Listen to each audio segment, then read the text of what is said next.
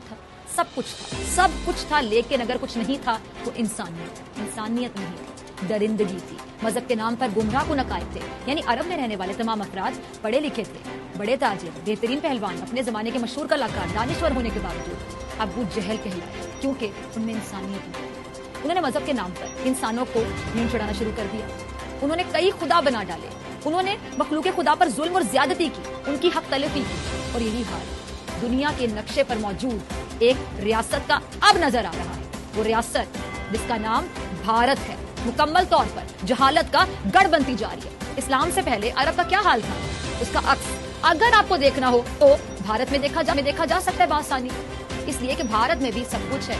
भारत में पढ़े लिखे अफराद भी हैं, भारत में तिजारत भी होती है, भारत में तरक्की भी किसी हद तक हो रही है, भारत में कई नए शोबे भी तामीर हो रहे हैं, बुलंद इमारतें भी बन रही हैं, भारत में नई टेक्नोलॉजी का इस्तेमाल भी किया जा रहा होगा। लेकिन भारत ही वो रियासत है जिसके अंदर मजहबी जुनूनियत बढ़ती जा रही है, बेलगाम हो चुकी है। भारत ही वो मुल्क है जहां मजहब के नाम पर मुसलमानों को, इंसानों को, खल्के खुदा को दरिंदगी का निशाना बनाया जाता है। भारत ही वो सरजमीन है जहां पर आज सबसे सस्ता एक कौम का खून है, जिसे मुसलमान कहा जाता है।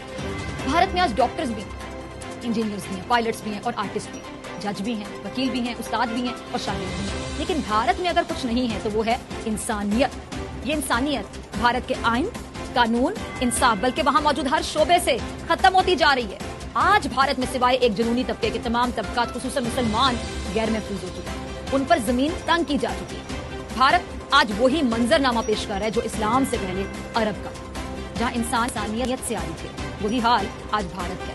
आज भारत में नौकरी दी जाती है तो मजहब देखता है, जीने का हक मिलता है तो मजहब की बुनियाद पर, तालीमी दरसगाहों में मजहबी जुनूनियत बकायदा पढ़ाई जा रही, सिखाई जा रही है। यहाँ तक कि भारत में अगर इलाज भी होता है तो आपको पता है वो इलाज भी मजहबी बुनियादों पर होता है। पहले देखा जाता है कि बीमार जो आया इलाज के लिए उसका मजहब है। देखिए, जो लोग कहते कहते थक गए कि पाकिस्तान दो कौमी नजरिए पर नहीं बना, पाकिस्तान के क़याम की वजह मजहब नहीं थी, पाकिस्तान का क़याम इस्लाम के नाम पर नहीं हुआ था, वो आज भारत का हाल देख लें और कम अज कम अपने उन बयानात पे माफी तो मांग लें।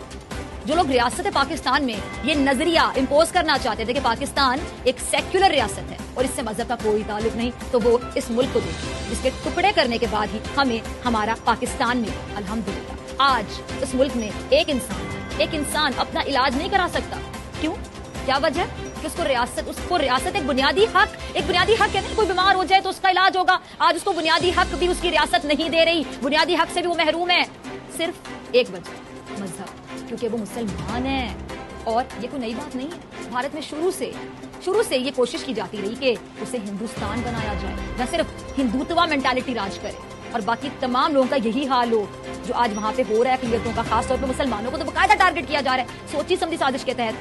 जो पहले इस धोखे में थे कि भारत एक सेक्युलर रियासत है जहां तमाम कौमें मिलकर रह सकती हैं, ऐसा ना माजी में कभी देखा था और ना आज और ना ही कभी हो सकता है, क्योंकि हिंदू इंतहा पसंदों के ज़हनों और दिलों में इंतकाम और हसद भरा पड़ा और कुछ भी नहीं है। आरएसएस, बजरंग दल और इस किस्म की जितनी भी हिंदू इंतहा पसंद मजहबी तंजीमें हैं, वो भारत में सिर्फ और सिर्फ एक नजरिए और एक बयानिए को फरोग दे रही हैं, और वो मुसलमान दुश्मनी है, वो मुसलमानों का कत्ल है, वो मुसलमानों को जबरी तौर पर हिंदू बनाना है। वो नजरिया नस्ल कुशी और कत्ल का है। आप गौर करें कि भारत में मुसलमानों का कत्ल कैसे किया जाता है। क्या कोई मार कर भाग जाता है, टारगेट किलिंग होती है, या फिर देखने में आए कि जी अचानक फायरिंग कर दी गई?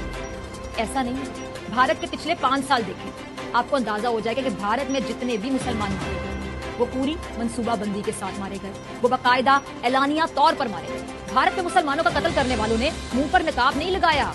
सोचिए जरा लम्हा फिक्रिया कि मुंह पर नकाब नहीं लगाया उन्होंने, बल्कि उन्होंने फखरिया तौर पर सरेआम बगैर किसी से डरे, बगैर घबराए मुसलमानों को मारना अपने लिए एजाज समझा, क्योंकि ये भारतीय रियासत का नैरेटिव है। जब मुसलमानों को मारना एक रियासत ने अपना नैरेटिव बना दिया तो फिर कोई क्यों डरेगा उस रियासत में मुसलमानों का कत्ल करते हुए? और ये नैरेटिव भारत के हर शोबे में आपको नजर आएगा। ये बयानिया आपको भारत में वर्दी में भी नजर आएगा, सफेद कोट में भी नजर आएगा, काले कोट में भी नजर आएगा, इंसाफ के तराजू में भी नजर आएगा, सहाफी में भी नजर आएगा, किसी सियासतदान के जलसे में भी नजर आएगा, मजहबी इज्तिमात में भी नजर आएगा, भारत के पार्लियामेंट में नजर आएगा। क्योंकि मुसलमानों से दुश्मनी का ये नजरिया आज भारत की वजारत उज़्मा की कुर्सी पर बैठा है। फसाद की जड़ नरेंद्र मोदी। भारत में मुसलमानों को कौन मार रहा है ये बताना मुश्किल है, क्योंकि कभी मारने वाला वर्दी में होता है, کبھی عام سے لباس، کبھی کوئی نعرہ لگا کر مارتا ہے تو کبھی غدار کہہ کر مار دیتا ہے۔ مقصد صرف ایک ہے کہ ہندوستان میں مسلمانوں کو مارنا۔ بھارت میں ایک کلپ ہے ہمارے پاس، رضا ذرا وہ چلائیے گا، ناظرین کو دکھائیں ذرا۔ جس کو مارا جا رہا ہے وہ تو یقیناً ہندوستان میں رہنے والا، بھارت میں رہنے والا ایک مسلمان ہے، لیکن آپ مارنے والوں کو دیکھیں، وہ بھی مار رہا ہے جو بھارتی پولیس کی وردی ہے، اور وہ بھی مار رہا ہے جو وردی کے بغیر ہے، کیونکہ بھارت میں مسلمانوں کو مار رہا ہے تو مودی کا نظریہ ہے۔ یہ وہ نظریہ ہے جو دہائیوں تک بھارت میں پلتا رہا، اچانک نہیں یہ نظریہ آیا، ذرا سنیے گا غور سے۔ یہ وہ نظریہ ہے جو دہائیوں تک، ڈیکیڈز تک بھارت میں پلتا رہا، پروان چڑھتا رہا، اور اس کو روکنے والا کوئی نہیں تھا، بلکہ اس کو پھیلانے کے لیے، اس کو مضبوط کرنے کے لیے، اس کی ترویج کے لیے باقاعدہ فنڈنگ کی جاتی رہی، اس نظریے کو فروغ دینے والوں کی حوصلہ افزائی کی جاتی رہی۔ آج بھارت میں ہو رہا ہے، آپ کو لگتا ہے کہ اچانک شروع ہوا؟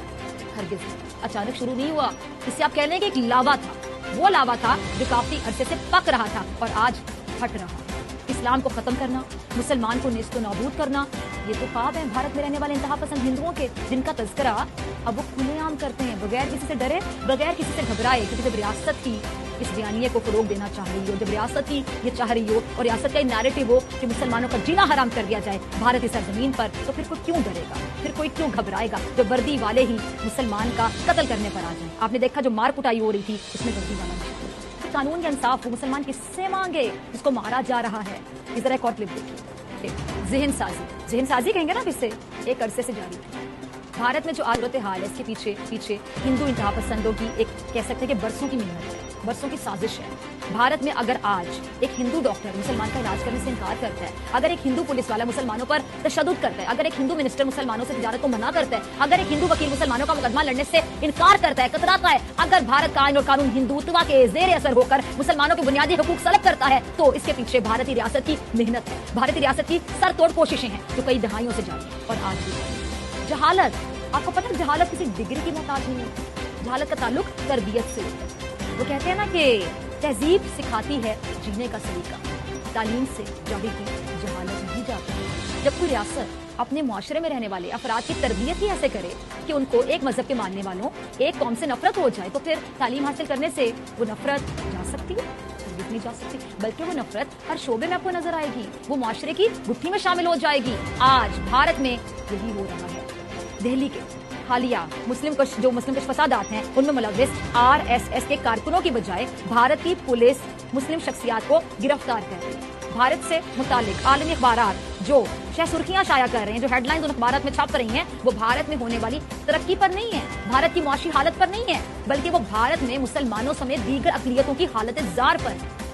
جرمن نیوز ویب سائٹ نے دہلی فسادات پر یہ لکھا ہے کہ ان فسادات کی آڑ میں بجائے ذمہ داروں کو گرفتار کیا جاتا، بھارتی پولیس گرفتاری کر رہی ہے تو ان مسلمان شخصیات کی جو شہریت ترمیمی قانون کے خلاف چلنے والی تحریک میں پیش تھے، ان پر ملک سے بغاوت یا پھر ایسے سیاہ ترین قوانین کے تحت مقدمات درج کیے جا رہے ہیں جن میں ضمانت کی بھی کوئی گنجائش نہیں ہے، اور دوسری جانب پولیس ان لوگوں کے خلاف کوئی کارروائی نہیں کر رہی جن پر فسادات برپا کرنے اور اشتعال پھیلانے کے الزامات لگتے ہیں۔ دہلی فسادات میں 50 سے زائد افراد مارے گئے، جس میں اکثریت مسلمانوں کی، اور انہیں کے جو بیشتر مکانات ہیں اور کاروباری مراکز ان کو نظر آتش بھی کیا گیا۔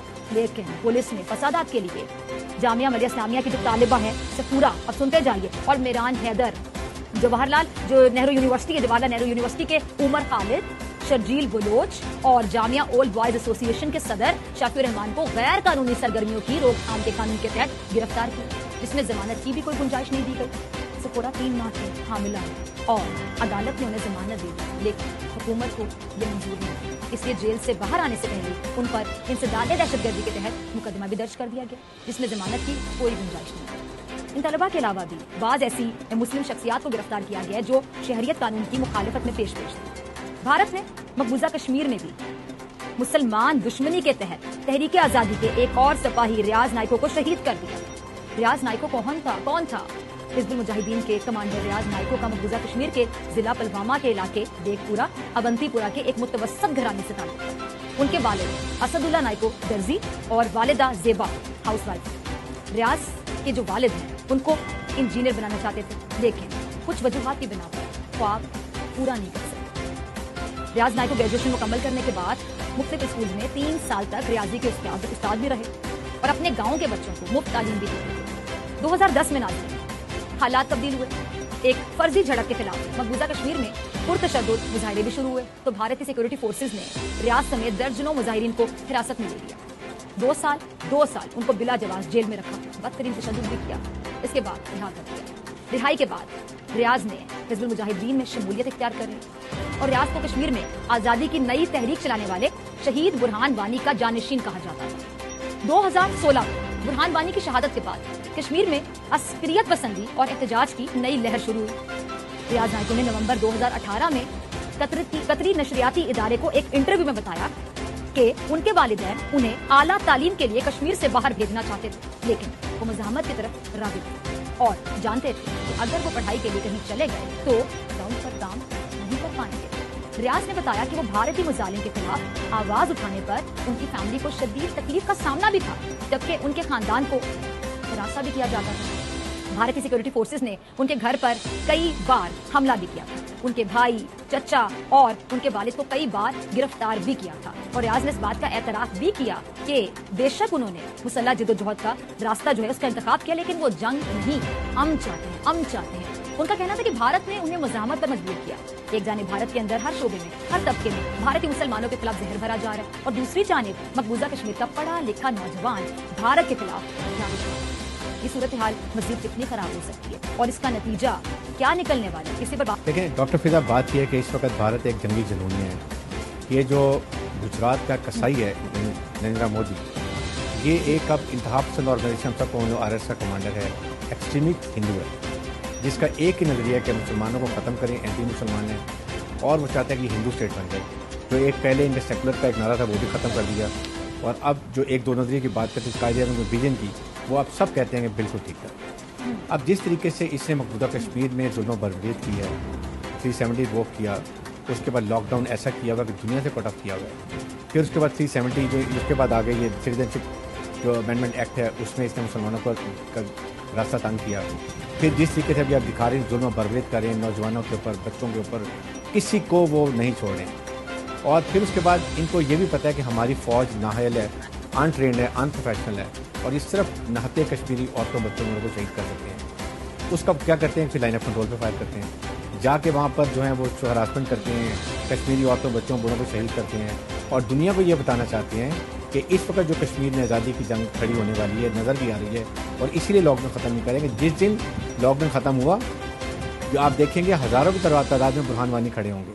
बुरहान वानी को शहीद किया 1916 में 2016 में, उसके बाद फिर उन्होंने यासीन इतू को शहीद किया 2018 में और अब इन्होंने रियाज नेकू को शहीद किया और फिर एक कर्नल भी अपना मरवाया, एक मेजर भी मरवाया। अब भारत में ये हालात हो गए कि मुसलमानों से इतनी नफरत कि भारत में आज डॉक्टर मुसलमान का इलाज करने को तैयार नहीं है। हालांकि जब भी कोई जाता है मरीज किसी हॉस्पिटल में, किसी क्लिनिक पे, तो कभी ये नहीं पूछा जाता ना कि आपका मजहब क्या है, अगर आप मुसलमान है तो आपका इलाज नहीं करूंगा, यानी हद हो गई। और वकील मुसलमान का मुकदमा लड़ने को तैयार नहीं है, कानून मुसलमानों को तहफ्फुज़ देने को तैयार नहीं। उल्टा आपने देखी होंगी ऐसी फुटेजेस, ऐसी वीडियोस जहाँ पे खुद पुलिस वाले वर्दी पहनकर मुसलमानों को मार रहे हैं। अब जब खुद वर्दी वाले मारेंगे तो बेचारा मुसलमान इंसाफ किससे मांगेगा? तो सिंपल सवाल ये कि क्या मोदी का शाइनिंग इंडिया यही था जो तैयार हो चुका है? इफ्तिखार साहब,